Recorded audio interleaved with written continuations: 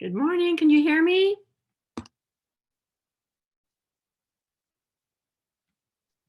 Yes, we can hear you. Good. Thank you. Kind of messing around with my computer, making sure it does what I want it to do this morning. Okay.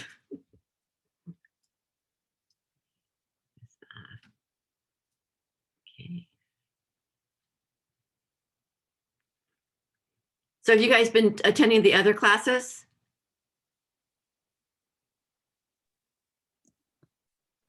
Yes, personally, I've been to all the classes this week. Okay, good, good. I missed yesterday's, but otherwise I've been there. Pretty much. Okay, good. And do they normally do, should we be waiting for a few more people, or is it usually calling smaller classes? I think we had a slightly larger group earlier this week, so it might take a few minutes for people to file in. Okay, great. That's good. So I'll just kind of let that happen as you guys come through. I'm gonna log out and back in real quick. I'm on the wrong account. Okay.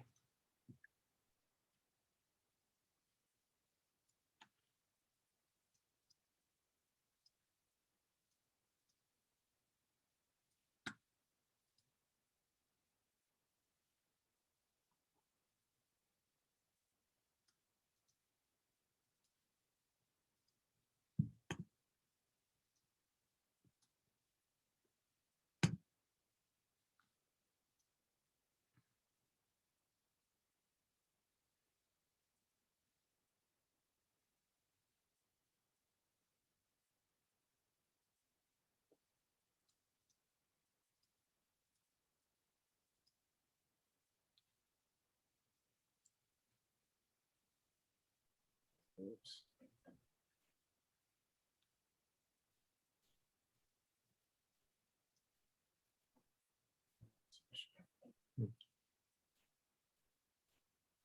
Well, I won't drag this on too long. Everyone that is here on time, I believe that we should be respectful of one another's time. If they're coming in late, then they're coming in late.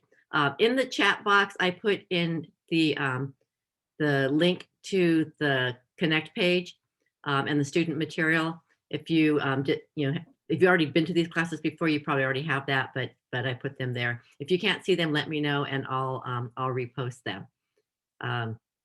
So I will let you know that I'm Terri Vellios. I am in the Campbell Market Center, been licensed and full-time real estate agent going on 23 years. I believe it's important that you know when you start learning about anything, and you're filling your brain with information, it's important to know who you're taking that information from, so that you're making informed decisions for yourself and your education and your knowledge. So with 23 years of real estate, I updated my license to a broker's license about 10 years ago. One of my goals when I got my real estate license was to take all the classes that would be applicable to a broker. So instead of just taking online 45 continued ed, I'd go to Mission College or West Valley, and I would take an appraisal class. I'd take a finance. I'd take a, whatever classes they were to do that. So when it came time for me to renew my license one year, I just took the broker's test and did that because I believe in education. So those of you that are here, I applaud you because you're showing me that you're learning based. And I think that's very important for anything that we do to be successful, is to be open to learning and to grow. Also, besides me being 20 something years, I've been with Keller Williams since 2009, and they have taught me to look at my business differently. They are very agent centric, and also all these classes that are available. I'm surprised that we don't have more people on here, because these classes have been designed through Keller Williams International, and they are put together to give you a broad understanding of what you need to be successful in this business.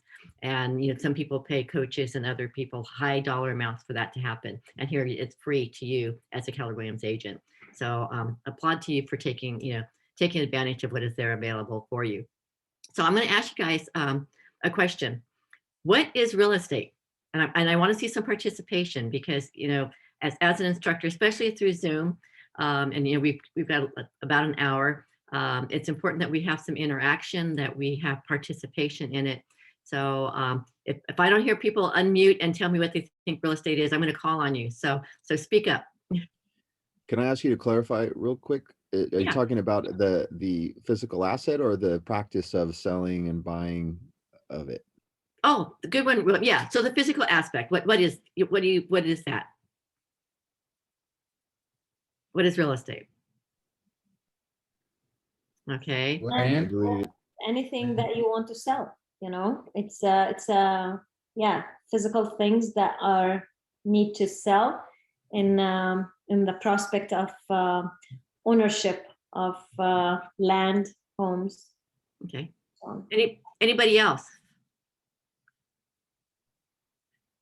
Would your mind be blown if I told you it was science? yeah, a little bit. Absolutely. That real estate is science. And I was watching Chicago Fire last night, and there was a woman, she was a teacher, and she was teaching Newton's Law. And this morning, that really popped into my head. And I just put that in the chat room. So the Newton's Law, if anyone knows what that is, it's basically motion, right? So whatever you put in as far as force is what you get back in equal portions. So in order to be successful in this business, you have to actually put effort into what you do. And the more effort you put in, the more that comes back to you. And that is true. That's true with we're going to be talking about your database today and how your database can actually come back to you in tenfold. But without that motion, without putting that effort into it, you're just not going to get anything, get the results back that you want. So it is science, and hopefully that and everything in this world, that should be your mantra. Everything is really science for this motion, for you to be able to get anything done. If you just sit here and do nothing, you're going to get nothing back. Also, I learned from one of our coaches at Keller Williams years ago. I was on the opposite end of this, and it was education without implementation is entertainment. So, your time that you're investing in this morning is important to you. It's important to me. So I want you to walk away with something that you're going to use to propel your business forward, to make you successful, and whatever that is. So your participation, you're free to ask me questions as we go along. You've got my wealth of knowledge and experience here, so I encourage you to glean whatever you can from that. I am a mentor. Prior to COVID, I was teaching the real estate licensing course. I've worked for a developer as well. I've worked as support to commercial real estate, escrow and hard money lending, and in foreclosures. So what that means to you is that I know the language of real estate. It doesn't mean that I'm great, I'm wonderful, but I know the language of real estate, and I love it, and I'm very passionate about it. So let's go into sharing the screen, and hopefully I'll be able to get this here and you guys can see this.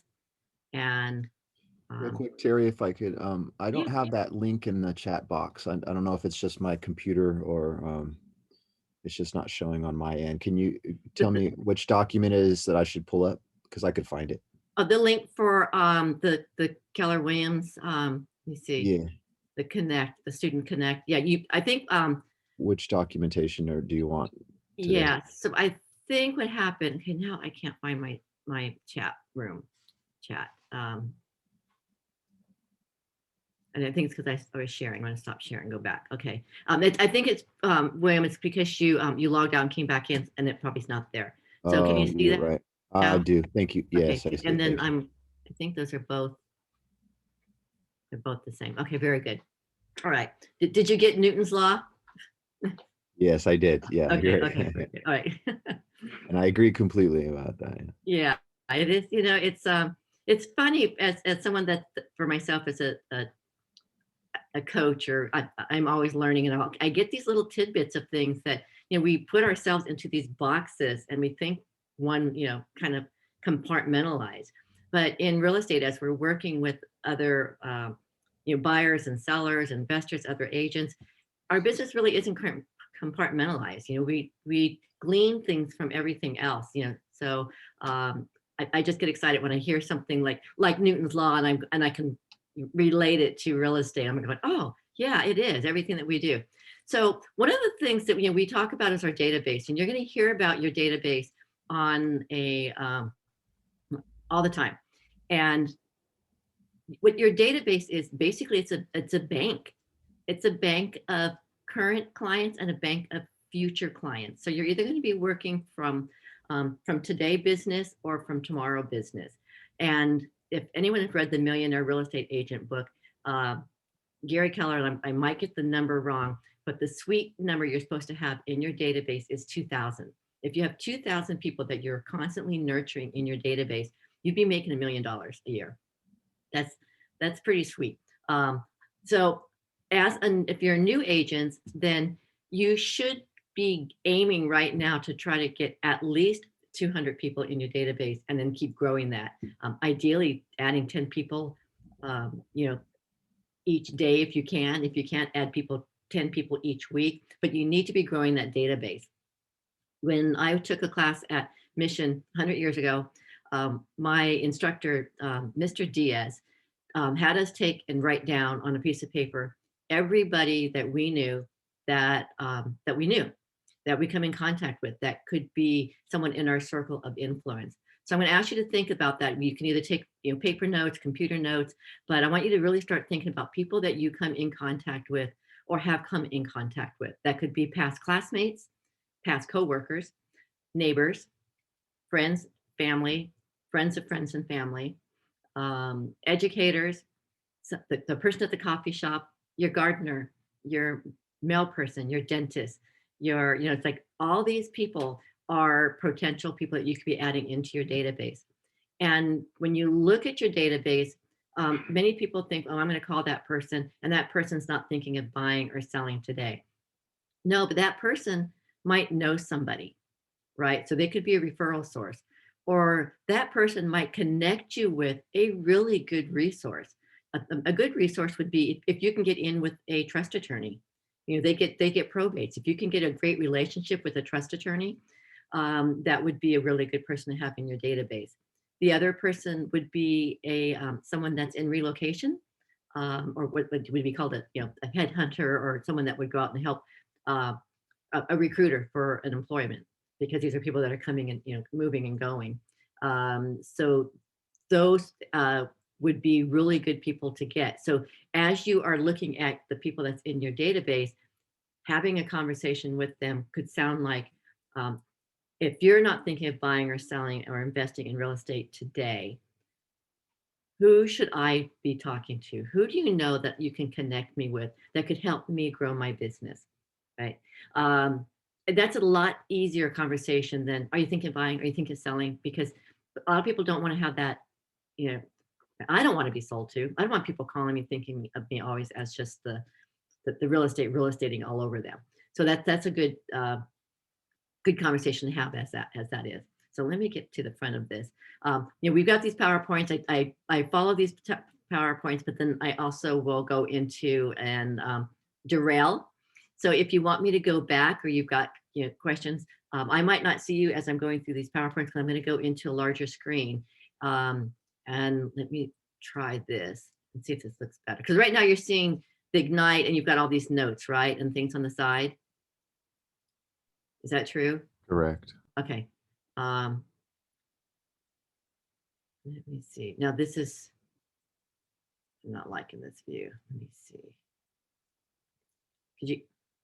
Can you see this? Is it big enough for nice video clip?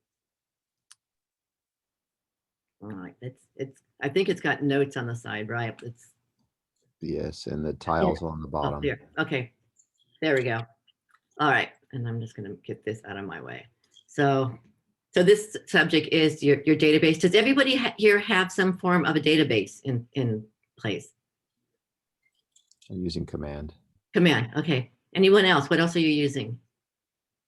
Yes, Command. Okay, Command. Okay, good. I'll be setting mine up in Command as well. Okay, good. Okay. So do this. Actually, I'm new, so I have to wait for my license number, so I cannot go to comment yet. So Yeah, you're I'm just not waiting. alone, but you know, you can start keeping, you can, like that list we were talking about, you can start Yeah. writing down names that you want to add, okay? Yeah. So what do successful agents do every day, right? So to grow our business, we're either growing our business or we're running our business. If we grow our business, we need to lead generate for buyers and sellers. We make listing presentations, we make buyer presentations, and we go out and look at our inventory. We preview real estate. You know, COVID has put a little change on us being able to kind of readily go out and, you know, go to open houses and look at real estate, but you can still be looking, previewing real estate, and you can be reading the market. I pull up every day what the new listings are and check the inventory so I can keep track of that.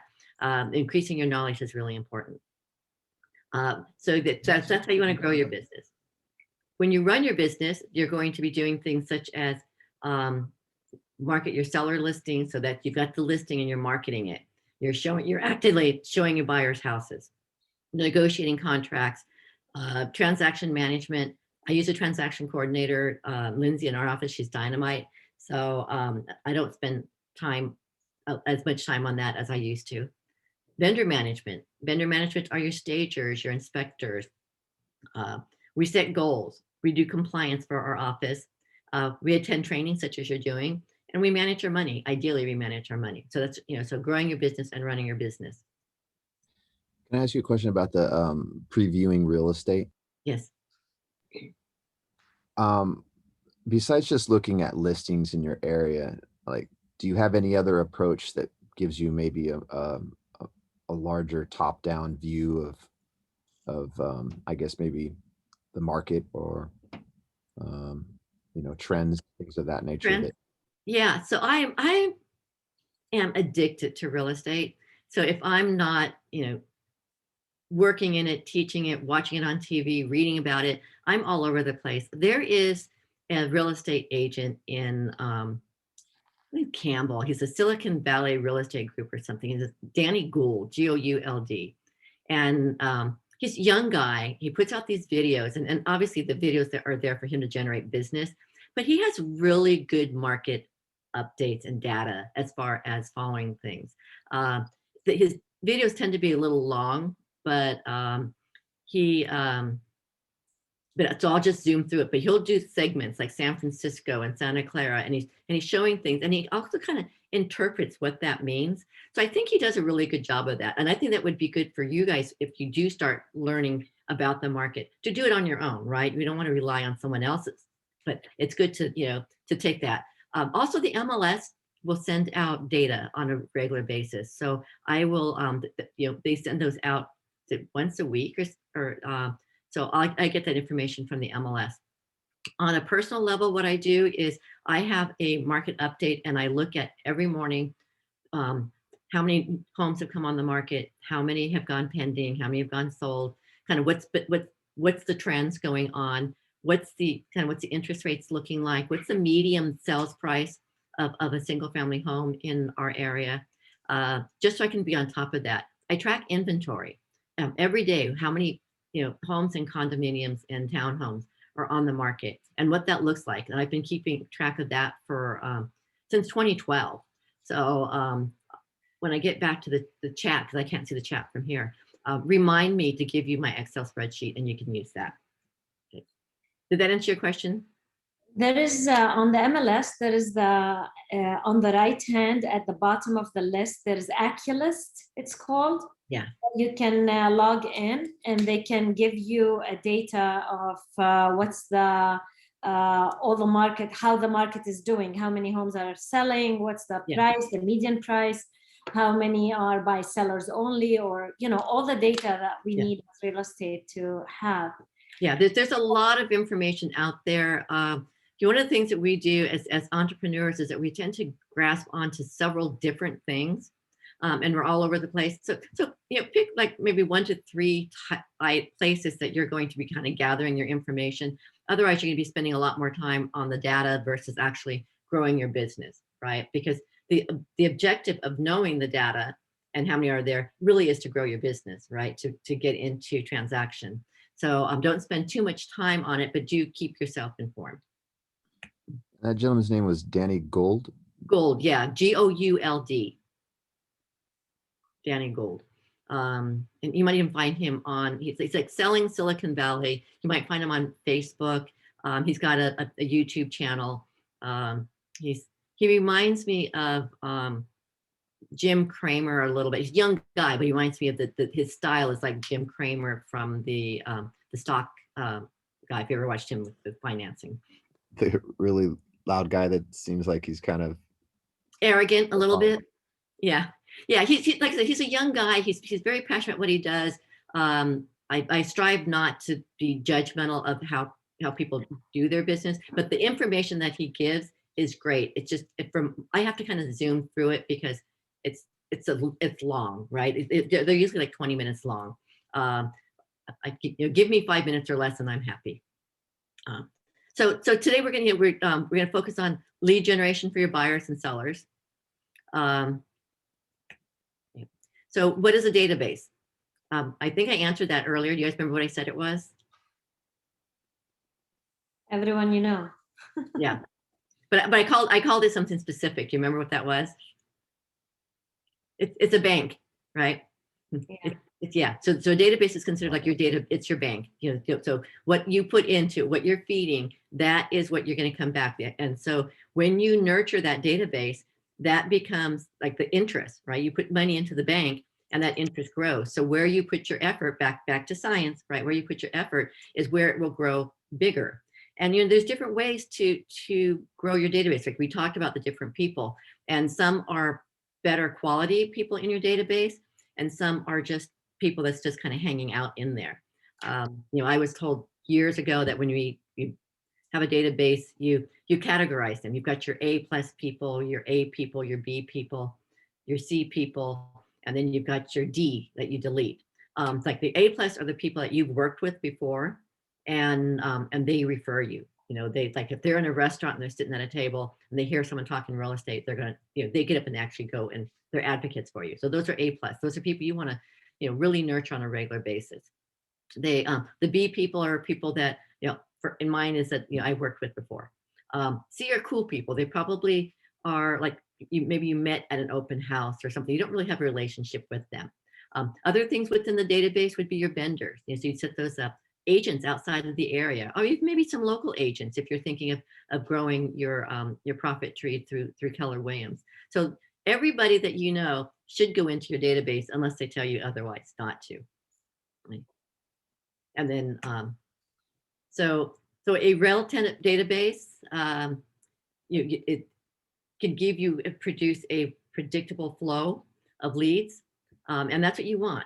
So it's like, so you put it, it's a living record. So it's a data bank, but it's a living record of relationships.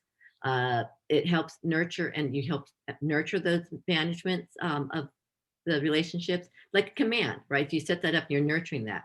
It produces a predictable flow of business, and it improves and strengthens those relationships. Okay. This is not going. Okay. So what is the purpose of the database? Generate leads and then sales. Yeah. And what makes it valuable? I suppose the revenue you make. Yeah. What other industries that are out there that use database for prospecting and marketing? Thank you. I'm sorry. Facebook, everything on the net. Yeah. So it's you're getting profiled every day. Every time you're out there, I went looking for something online, and all of a sudden I became the database on Wayfair furniture. And I get emails from them on a regular basis. You start seeing those come in, right? So if they're data mining, they're capturing your information, and they're using you for that. And what makes targeted marketing effective? So target marketing, what makes it effective? So let's go here. So what's essential within your database is that you need the person's name, right? Ideally their first and last name. their contact information. How do you get a hold of them? Their phone number, their email, their, how they're, even all their social media contacts. If you can get those social media address information, that would be good. So past business we talked about, and past contact record, and what their preference for communication is. You want to obtain their information. Collect as much personal information and insights as you can. When you're talking with people, what I'll do is, I've got Command, but I also use Outlook for that. And so I'll open up my contact management, and I've got a section for notes. If I'm talking to someone, they go, oh, we adopted a dog this week. And I'll go, oh, what kind is it? I'll find out what kind of dog it was. Was it male or female? If I even know when they got it, so that when I'm marketing to them later on, I can send them information about their, that's dog related, right? Or if they had a baby. So I just continually improve the information that I have about them so that I can build a relationship with them. You want to segment them into groups, and you want your communication to be purposeful, consistent communication. So yes, when you send them information, you have an intent. The intent is to engage with them and to basically get, somehow get business from them or referrals from them. But you need to be gentle with that, right? But there's times when you can pick up the phone and call someone and say, hey, this is a business call. Right away, you take away any of that bait and switch. You tell them it's a business call, and then say, I'm asking for this, or I'm sharing this with you. And then you've already taken away the uncomfortable feeling when you're switching and you really do need to make a business call with them. An exceptional database, those are using Command. So it's automated. It happens on a regular basis without you having to do it. It's set it and forget it. It customizes the communication, and it's built around triggers: someone's birthday, their anniversary, their house anniversary, maybe their child's birth, their home, and those types of information, that to keep you as top of mind and to let them know that you're thinking about them. And obviously, when you're trying to get business from them, that business will happen. Why use a database? You avoid the today trap. We talked about you're either working today or for future, right? Those that don't have a database, you're just working with whoever's in front of you, and you hope that will turn into business. With a database, it's something that even if it's not for today, it may be for tomorrow. So you're continually nurturing that and growing that for the future. And it creates a predictable return on investment. So by keeping them in there, you're not spending money to get new leads. You're nurturing the leads that you have, which tend to be more cost effective. There are two types of business, what we just said, today and tomorrow. So without a database, your business will only be built for today. So those are any of you right now have active clients you're working with? I can't see you, if you can just speak out. Yeah. No, I just got a lead yesterday. Okay. But no, I'm not working with anybody currently. Right. So that's as much as you're going to get right now, is because that's today. When you start growing your business and you have a database, then you'll not only be working with someone now, but you'll be nurturing those for the future. So if you don't have a sign in on someone's house for sale, or you're not meeting a client and showing them property, you're unemployed for the next 30 to 60 days easily. So it's really important to get as many todays into your database so that you can start nurturing them for tomorrow. A lot of buyers are kind of holding off right now. I'm finding buyers they've gotten beat up over losing out and having to overpay, and they're kind of waiting. So those are the tomorrow's business. So we need to get them into the database and not forget about them, and follow back up. So they may be disenchanted with the experience they've had with their previous agent, and they're looking for someone that's going to kind of keep them educated for now. And when they are ready and they feel more comfortable with what's going on with the market, you'll be there in front of them, top of mind. And that's what your database does. So in a database, these are all these people, right? So with that, of these people, these amount of people are the options as far as that probably would be buying or selling in the future. So there's like all those people that's in your database, and we create it down to today's business, right? So if you have a lot of people in your database, this is your future. So you want to take advantage of that. So for every dollar you invest in your database, expect at least 14 back.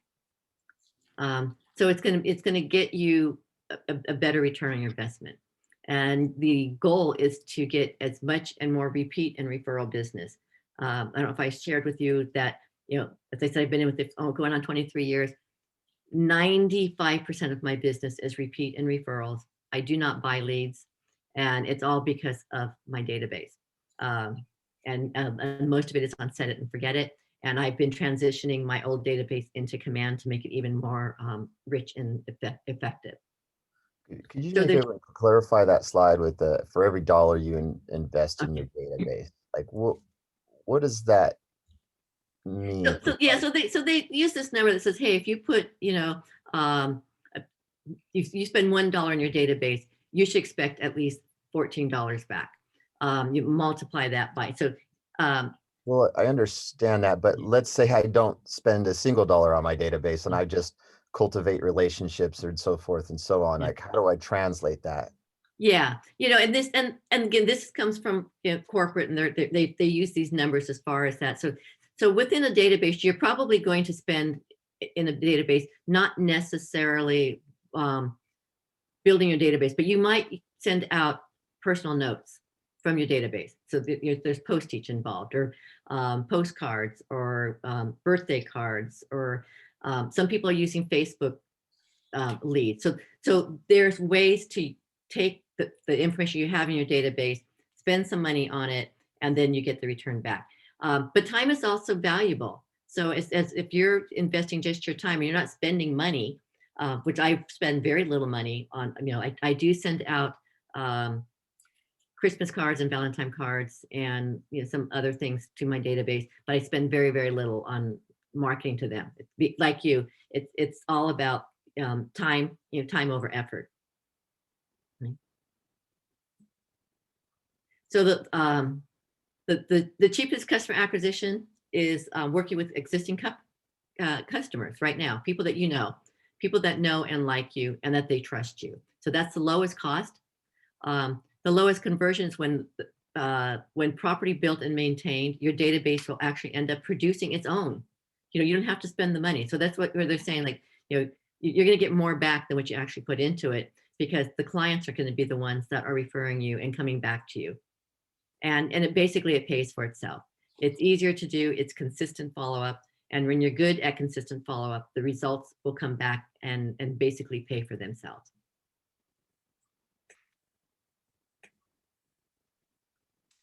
So in prospecting and marketing, so marketing is money intensive. You're spending, you're spending money. It's passive. This passive means that, it might come, right? You don't know if it's going to come, but it just kind of comes. It's not focused, and it's long term. So you spend money, and you're spending this money. It might come back, and it's going to take a long term. But on prospecting, you're time intensive. So talking to your database, you're proactive. You're immediately doing that, and you will be getting results quicker. And that's what I find with a lot of new agents, is that they go out and they talk to their clients or prospective database, and they want immediate results. We're not going to get the immediate results, but when you have a database and you're allowing this to kind of nurture over the time, those results are going to happen, which they are like little gems, little surprises, where you're like going, guys, the harder I work, the luckier I get, because the time that you're spending, you might not get that immediate result on that specific activity, but it will come up at another time.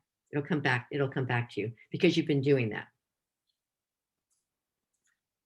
So you constantly want to continually to feed your database.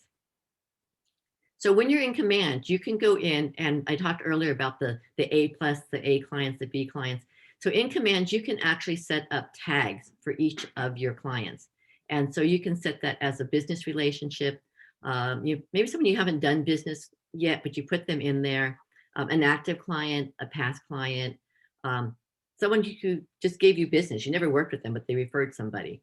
The VIP, that's what I was saying, it's my A+, the people that work with me and they refer me. You can tag them as their hobbies and interests. They like dogs, they like running, they are into cars. the type of property they're looking for. Do they like mid-century modern, Victorians, an ocean view? Are they investors and are they vendors? So all these tags you put in there, and then you can target your campaigns to their interests. Nothing's worse than you sitting back and you get an email from someone and you're not interested in it. So what are you going to do? You're going to block them, right? Because you don't want to get junk mail that's not of interest to you. So when you go in and you set up these tags, then you're going to be sending things to people that they actually have an interest in versus information that they don't like. For example, through command, every time you set someone up into your database, there's agents out there for me, in New York and every place, another state, and they're sending me emails about market updates for their area. Or, they're sending me happy this or that. Well, I get that from so many agents that I end up just unfriending them or blocking them, because I don't need to know that they just listed a house in New York, right? I'd rather have them tell me why. I'd rather get an email from them specifically if it's an agent sending it out to an agent, like why I should work with them, what it is that they do. So it needs to be more specified to the client or the database person that that they'd be interested in. Does that make sense? Because otherwise you're going to just lose them. Yeah, but how can you just have them separated in those groups that you send each group just what they wish to hear?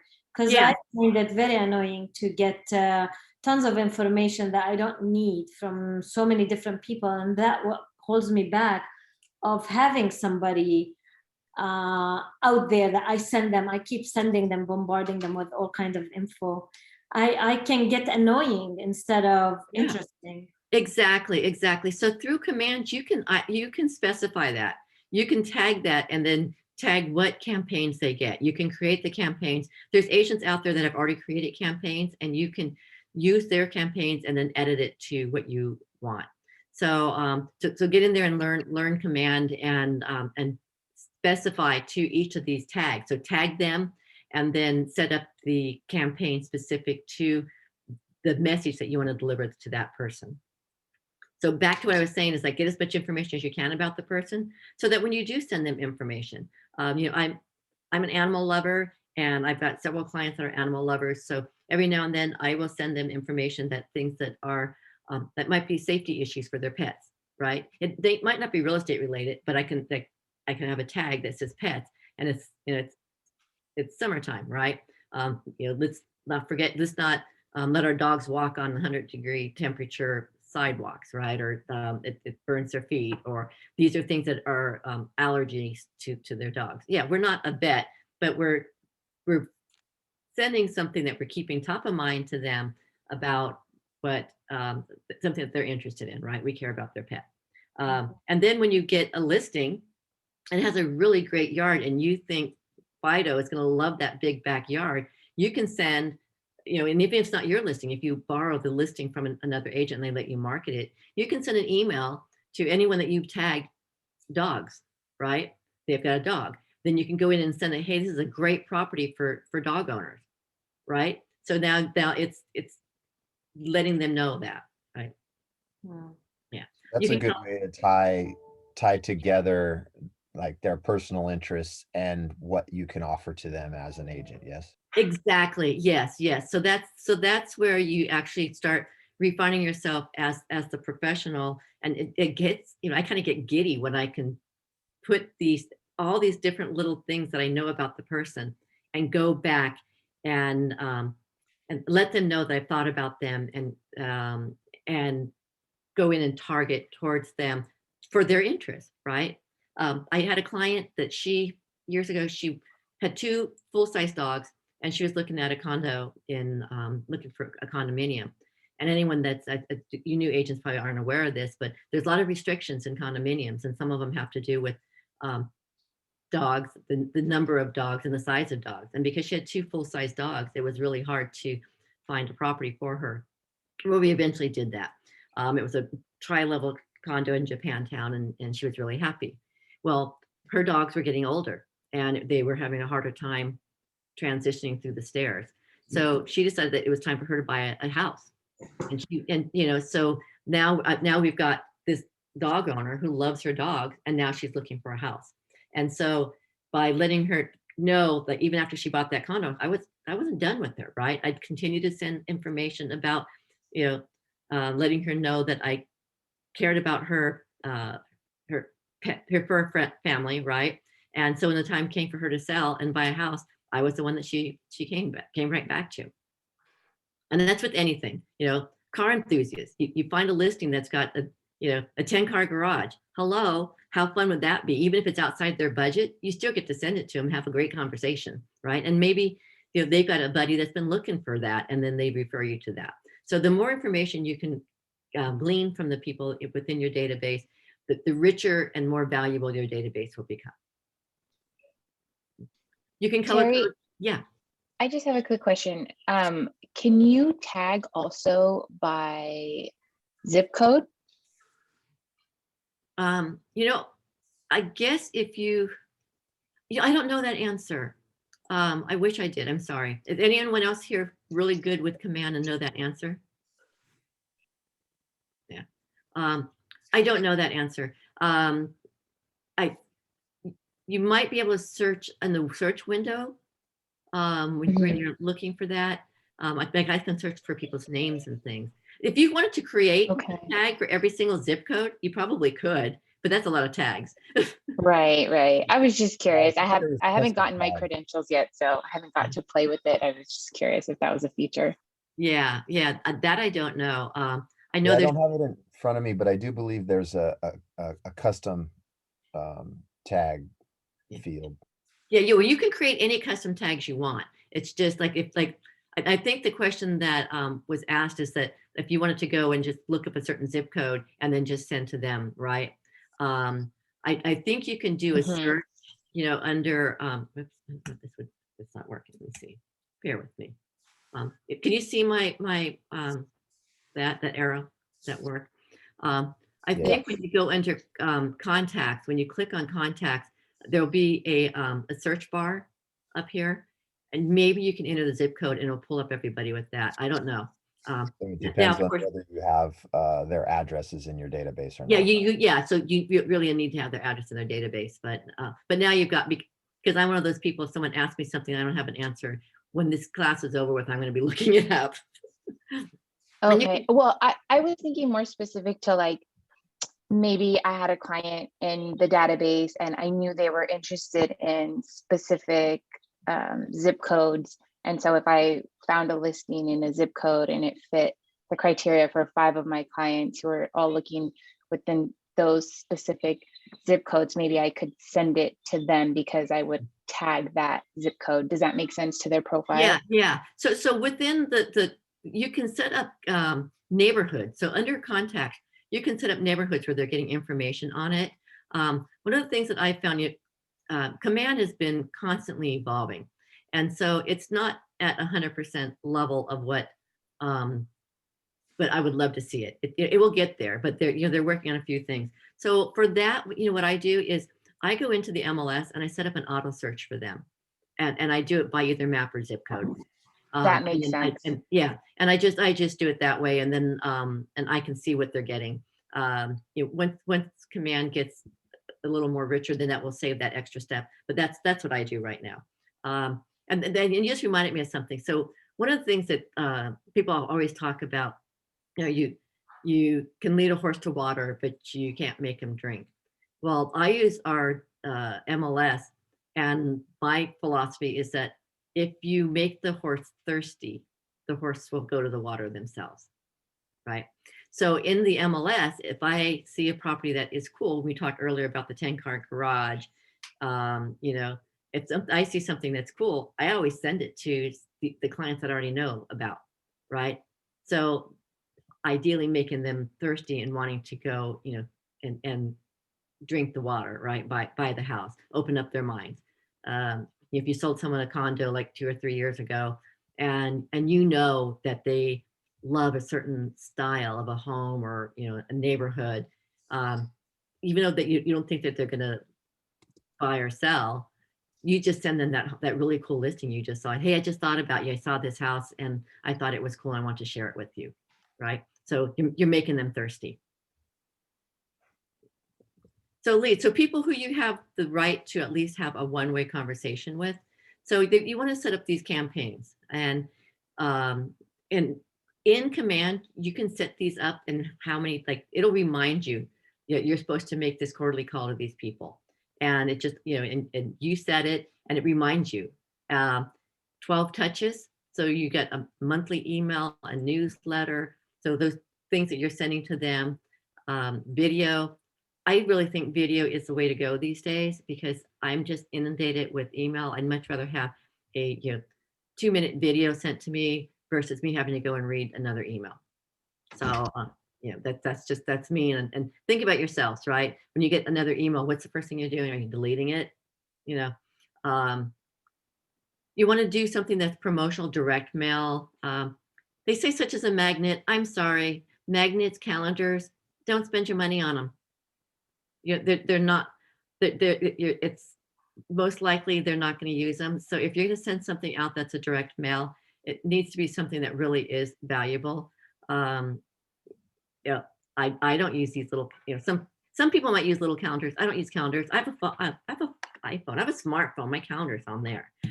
So think about it. Think about how the information that you like and the information that you use, and that is what you send to the people. Right? Because all these other people are going to try to get you to spend money on things to get your name out there. But if you personally don't appreciate getting it, the other person's not going to appreciate getting it either. So think about that. Think about the things that you like, and also think about the things that you don't like. We talked earlier, like someone sent you these, like I got the weirdest Mother's Day email yesterday from an agent that I don't know. And I was like, it just didn't make sense, So think about it. As you get bigger and have more clients and COVID is less restrictive, you can have an annual event, like a movie party or something, it's some type of get together, whether it's wine tasting or things like that, so that you can have a face-to-face with your clients. Some agents might do those as, and with their lender, or to split the cost with the lender, or with a home inspector or insurance agent, something like that, if you need to cut back on those costs. So that's another way to get into relationship with them. So the under contacts, you want to have 4 phone calls a year, 26 touches, which would be emails, by emails, events, and then direct mail. So the one on the left is leads. So the leads, you don't send as much information. The people that are contacts that you've actually, again, have permission to continue, people you've met with before, you're in a better relationship, you send them a little bit more. How about your inner circle, people that, I forget the term now, but I'm reading Circle of influence or sphere of influence. Is that the one you're talking about, your inner circle? Yes, that's right. Yeah, I'm reading the real estate investor, millionaire real estate investor, and he has it kind of layered that way, which sounds like it's a little different from the real estate agent. But what about those people? Is there recommendations for those different levels outside of these leads and contacts? Yeah, so I'll kind of share how I grew my business. So I didn't want to get my real estate license, even though I had a background working for other people. I just didn't like the sales thing. I just didn't like agents. I didn't, and I owned a coffee shop at the time, and a broker came in and he's like, Terri, because I said I worked for an escrow company and I worked for all these other people before. And he goes, why don't you get your license? He goes, so much. I go, because I just don't like you people. It was just like, and then I thought, but I paid my bills that month it was a coffee shop in Los Gatos, and my landlord was getting a big chunk of change. And the little light bulb went off. It's like, he makes more money than I do, on my little coffee thing. I'm going, maybe I should get my real estate license, and I can do it differently. I don't have to be that salesy person. So what I did was I just spent time with people I liked being with. I had friends that back then we had They used to have these parties where you come into someone's house and you buy whatever product the person's selling. Like there was a purse party, or there was, decorating things, or those types of things. Wine tasting. I'd go to wine tasting events at people's houses and just socialize with people and just did things that I liked doing, and I had fun with it. And then through that, people would come up and just ask me about real estate and then start working with me. So that's really what I did. I did the things I like to do with people I liked being around. I can relate so much to that. I've actually had my license for 4 years now. Okay. And I need to renew it, and I have not used it this whole time. I just Okay. signed up with Keller Williams a month ago, and Oh. and I think I really talked myself out of applying it because as yourself, it was really a hobby and it was an interest of mine, but sales just didn't appeal to me. Somewhere recently, I think maybe being up against the pressure of having to renew my license, I'm kind of that I don't order off the menu until the waiter shows up at my table kind of guy. And so I I really I decided that I needed to use it and to further my education, that I was fooling myself, that I was just gonna, I'd be able to at minimum meet new people and learn more about the industry. And so I've kind of taken that dive in. But I've also found I've been into a couple, I don't know, like you say, events with, people that share interests with me, but I still forget to even mention that I have signed up, that I'm in real estate. Like it doesn't even come to the front of mind quite yet for me. So Yeah. I'm not sure how to make that transition. So William, at these events, would it be appropriate for you to wear a name tag? I don't know. Okay. I Okay. don't. Or the reason I asked is that yeah, I have a mentee that graduated, and he has he goes to church every Sunday. An older guy, he's probably my age, or maybe a little bit older, and he wore his name tag to church, and he pulled off like, oh, I had an appointment beforehand. He just like acted like it was, he forgot he had it on. It's like, oh, I've got an appointment afterwards or whatever, and just kind of did that. So some people aren't comfortable with it. It's okay. Usually when you're in groups, if you ask people questions like, well, how do you know so and so? What do you do? What are your interests? Like they talk about the Ford, right? Your family, your occupation, recreation, and your dreams, right? So if you have those Sure. questions around the people that you're socializing with, eventually, unless they're totally into themselves, they're going to ask you the same thing, or they're going to ask you something back. And then that gives you the opportunities to say, thank you for asking. I'm so passionate about my career. I love helping people, with their real estate dreams, or whatever you're going to use to open up that conversation and talk about it. Another thing is, like, I was very fortunate that a good friend of mine, her husband was very much into these wine tasting groups, and he was into high tech, and he was very much a schmoozer.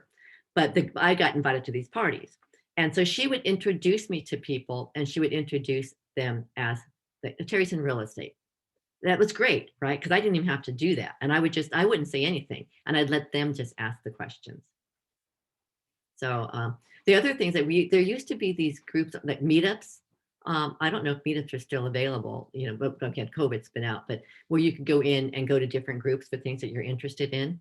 And I'm on Facebook a lot. I've signed up for a lot of different groups. It could be, restaurant groups, or like I used to be, I'm getting back into running. I was running up until COVID, running groups and hiking groups and fitness and things like that. So I just belong to a lot of those groups and interact that way. And I've gotten business just through Facebook because they see my passion of what I do outside of real estate. And then every now and then I filter in what I do in real estate. So all these touches, I have some of these set up within my database that are regularly. But for me, my touches really are through my social media and through the MLS when I'm looking at something and I'm sending those out to people, making the horse thirsty. So, so William, so 4 years, you're you're getting back into, want to get serious about it, right? So the science, right? When we talked about the beginning, it's like your effort. So you put yourself out there where people are, with people that you like being around, right? Because then you can have more fun with your business. Right. Yeah.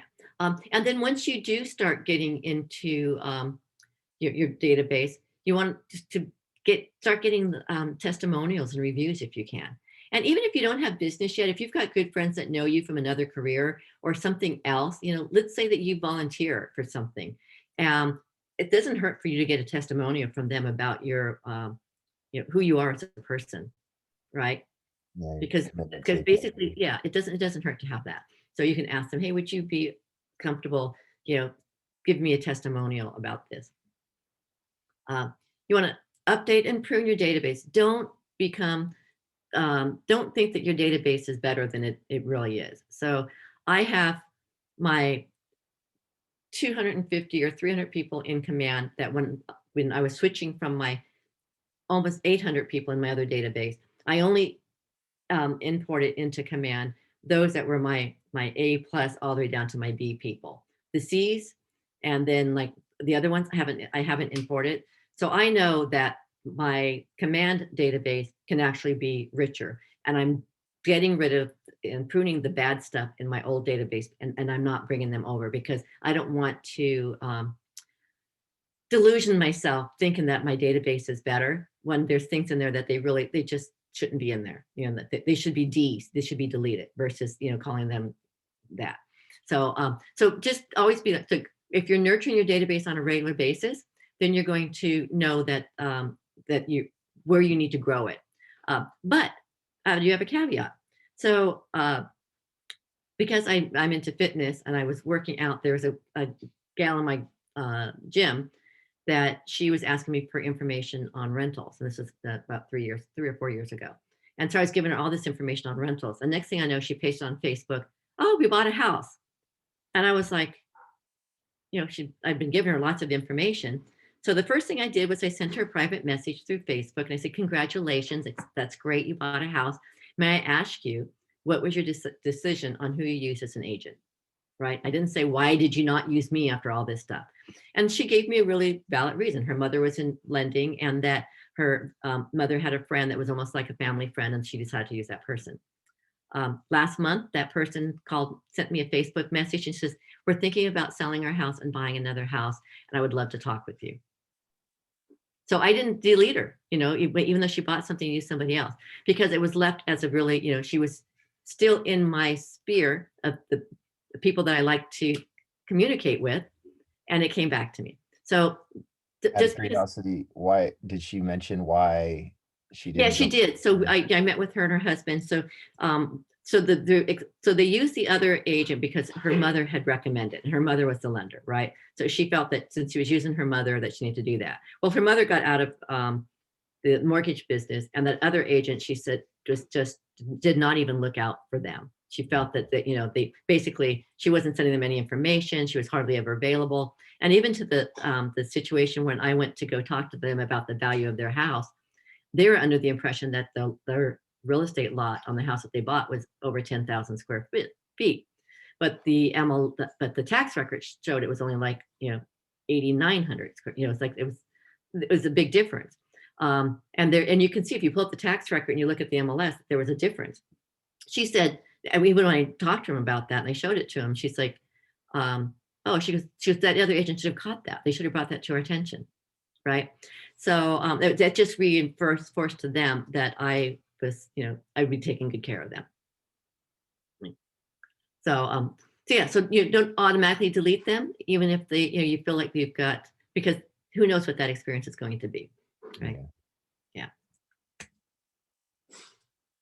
Okay. So, all right. So far, what have you, like, there's all these ahas, right? Is there anything that we shared today that you're going to, we're kind of opening up your thought as far as how you look at a database and what you're going to do? Yeah, for me, it's just the approach I take to developing it, honestly. I guess regards to how I reach out to people and who I reach out to. kind of been, like I mentioned, a concern for me. Yeah. Kind of wading into these waters. I've Well, personally set a 411 goal of 100 contacts a month. So that was an easy breakdown for me. It was 20 a week at 5-day weeks. So that broke down to 4 contacts a day, which I felt was, a reasonable bite of the elephant, so to speak. It is, and as a mentor, if my current mentees would do what I told them to do, that would be exactly what they should be doing. But they don't always do that, and so it is a numbers game. It's just talking to more people. At this point, for me, it seems like, if I'm guessing, it might be, I think, a little more acceptable for me to kind of put some of those C's and maybe even D's at first into my contact database at this point, or Yeah. just Put them in there. Put them in there. It's like right now you haven't really done anything with them. Do you even know if they're C's and D's? At this point, I would put most of them higher than that. I would put maybe only a very small, like a handful, in like the C category, and maybe one for sure I think of probably just needs to go off. But Yeah. for the most part, I've started at my core and built out that way. And each day kind of thinking of more people or somebody I meet, face to face, even for the first time, I'll add if I feel it's very comfortable around it. So Yeah, and you know what? And it doesn't cost you anything to put them in there, right? To be on there, because you never know what's going to turn into there. And when I was said, like, for me not putting them in there, it's just my own thinking. Oh, if my database is this big, but I know it generally it's not. But you don't. You're starting from scratch. Put them in there, right? Yeah. Put them in there. See where it goes. Gotcha. Yeah. So these should be your goals. And as just you were saying that you're going to be making 20 calls a week. Ideally, they're saying, okay, it's 10 people you talk to a day, but 5 a day, that's great, right? And so you have 10 conversations, you add 10 people to your database, you write 10 handwritten notes, you preview home. So basically it's I call this my 10 by 10. I have a little thing that you like, a little bubble thing that I would fill in. If you do this, then you're operating at 100% efficiency. Anything below that, it's that I tell you that the amount of agents that actually follow this is very slim, and those agents are usually out of business within like 1 or 2 years because they're just not doing anything. So you're supposed to lead generate. When you talk to people, you want to find out if they're motivated. Work on objections, close deals. These are all different types of scripts that you can be working on. Speak in terms that the customer understands. Acronyms. I tell my mentees if they catch me using an acronym, they get to call me on it, and they always have fun when I use something. Even if I say CMA, I've got one who'll go, "Well, what's a CMA, Terry?" And I laugh and I giggle because that's reinforcing that I don't want to use those same acronyms with my clients or leads, because even though to us it makes very common sense, to them it doesn't. So speak in things that they understand. And education, you're going to be building confidence. The more that you're going to that will bring in your confidence, and you'll feel better, right? What is this? Oh, our office sends out the do not call list, so make sure that you're following that. If you're going to be doing calls to people and they're on the do not call list and you don't have permission to contact them, don't get in trouble. So don't check the do not call list before you call strangers. Okay, these are all these other things. I'm going to stop sharing this. Let me see, because this is just all in your stuff. There's a list of your tasks.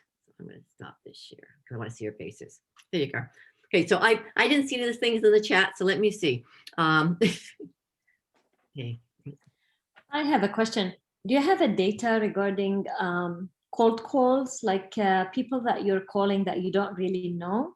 What's the turn? What's the script? No, not the script. What is the data shows regarding getting any sales from calling people you don't know versus people that you do know?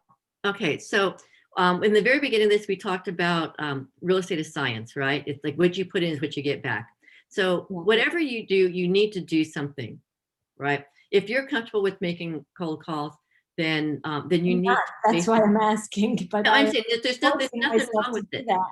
Yeah. So I had a mentee. He came to me. He was 18 years old. His family owned an auto dealer, so he was very comfortable in sales. Cute guy. And so when I met with him, I said, "What's your goals?" And he goes, "I want to have $1 million by the time I'm 25." He's 18, and he was serious. He was dead serious. And I go, "Okay."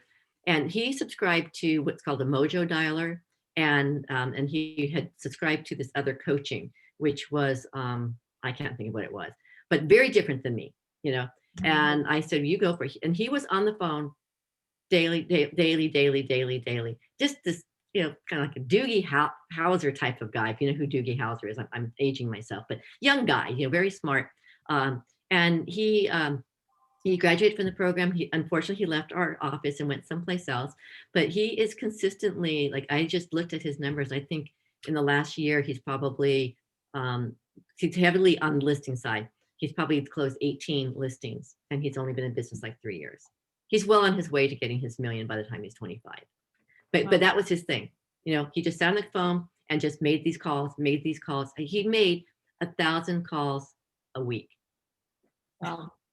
I think it was a week. Yeah. Or maybe it was a month. But he was like, so, and his goal, and then there was another agent in our office. So she had a goal to beat his goal. Because they're like, I guess there's like this group in the Mojo Dial or whatever. But if you make a certain amount of calls, you actually get the dialer for free through this coaching thing or whatever. So their goal was to not have to pay for the service, but also to do that. And it came back. Now the thing with the cold calling is that you really need to have your scripts honed in, and you need to sound genuine.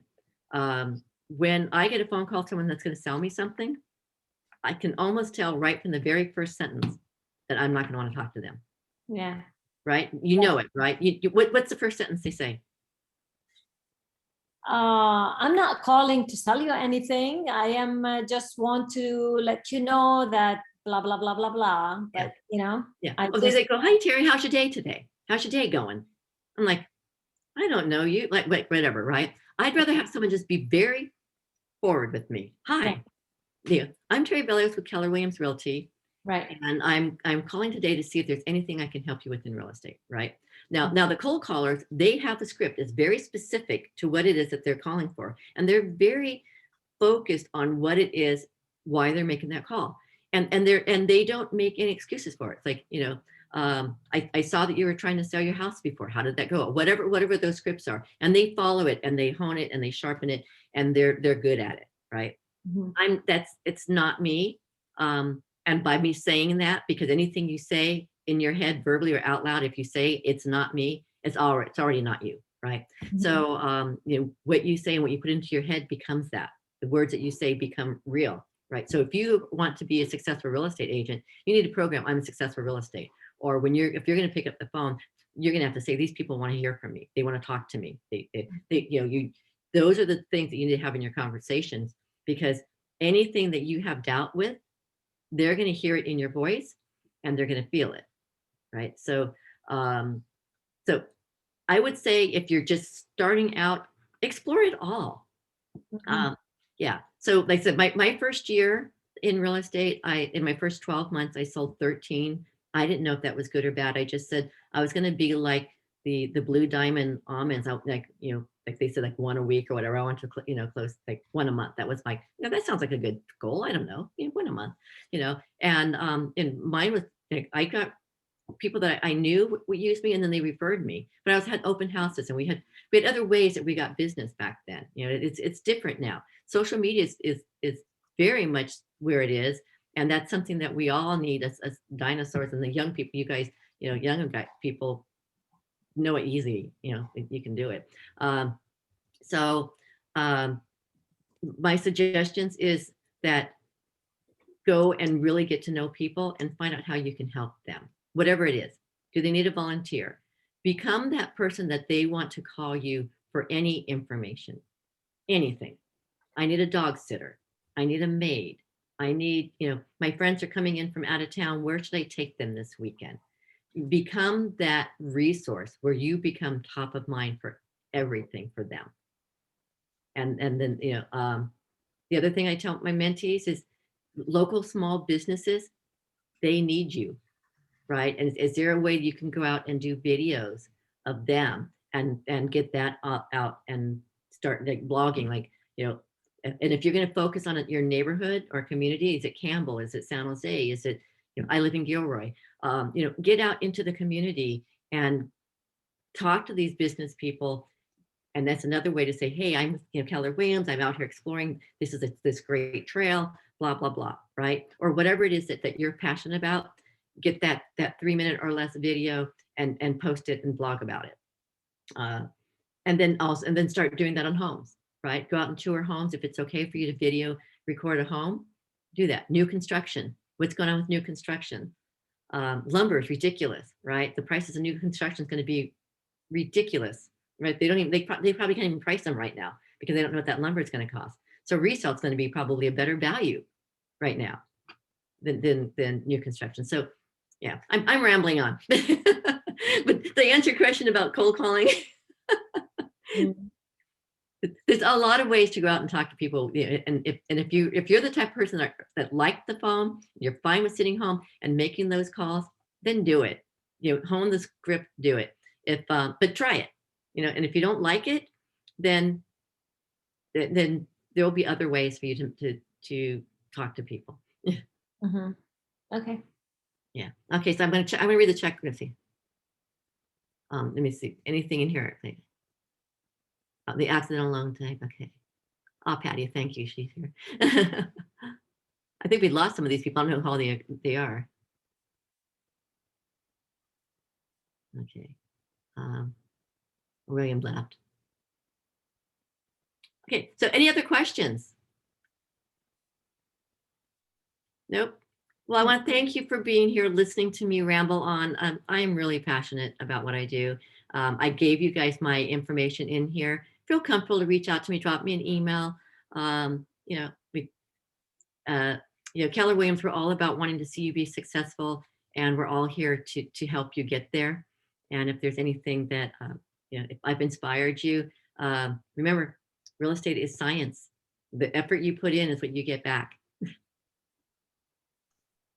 Thank you, Terry. I really appreciated all the information and the way you presented it. You come across as so genuine. I can see how you've been so successful with developing relationships with your clients. I appreciate your time. Thank you, Julia. That's great. So then this is over. You guys are supposed to be like doing like there's other things you're supposed to do after. If you don't have your license yet, obviously you probably can't do much. But thank you for that. I really do love what I do, and I just do it every day. I wake up and that's what I do. Thank you. Thank you. All right, go out and be successful. Thank you. Bye.